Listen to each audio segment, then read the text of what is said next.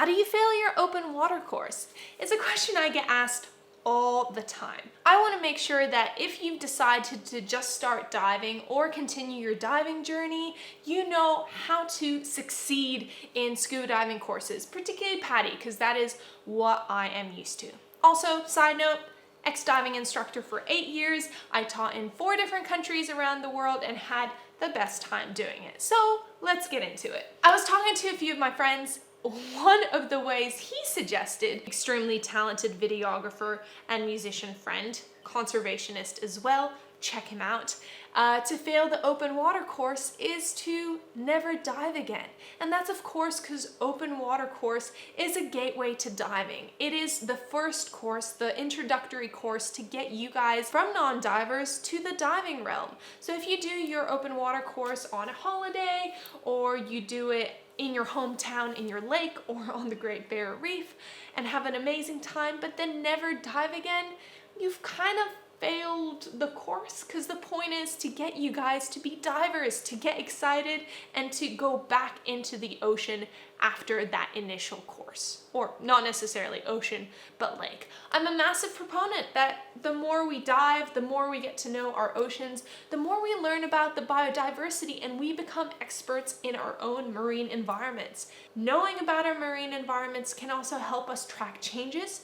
You can join Eye on the Reef and actually put in the changes and things you see. Great little app available on the Great Barrier Reef. There's citizen science projects that anyone can get involved in, whether you're an open water diver or a dive master instructor level. So continuing your diving journey and your love with the ocean and marine environments is kind of crucial to succeed in your open water course. The second thing, and that's actually a bit more practical in terms of failing, is not being able to swim.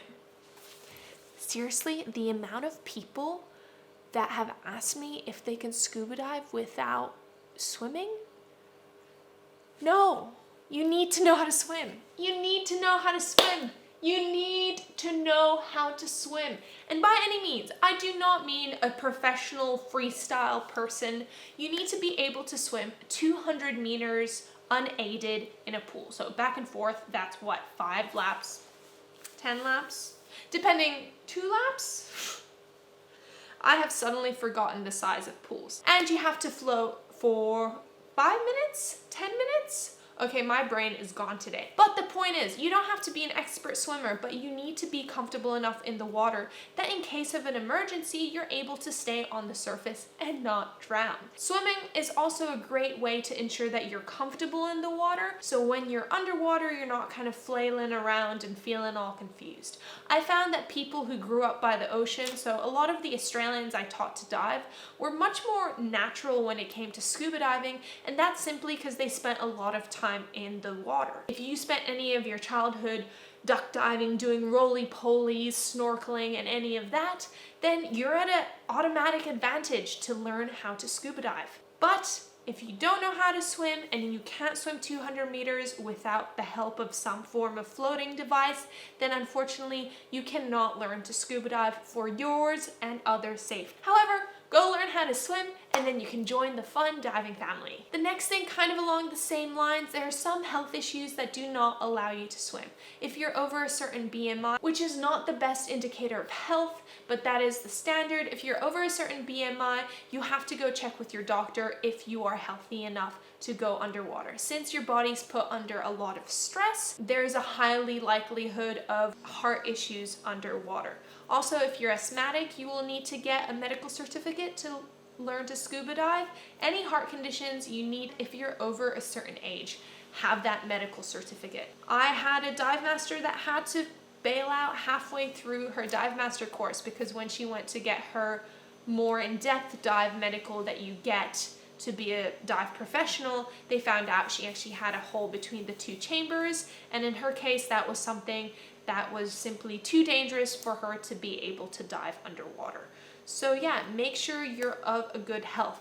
Being physically fit as well, doing cardio and other exercise is also all beneficial to being the best possible diver you can be. The last kind of way you can fail your open water course is if you simply just don't feel confident enough to be a certified diver, and that is okay. There's some people out there who just rather always dive with an instructor or a guide, so even after they get certified, they would just prefer to go on dives that are led by professionals. The open water PADI course is designed to not have anyone fail.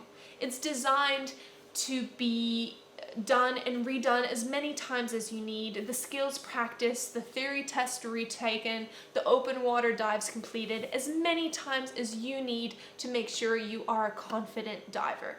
For some people, that is just the minimum requirements. For some people, it takes longer. There is no shame in taking longer to complete a dive course. The final outcome is for you to be safe in the underwater world, which is basically an alien landscape. I mean, we are land-dwelling creatures.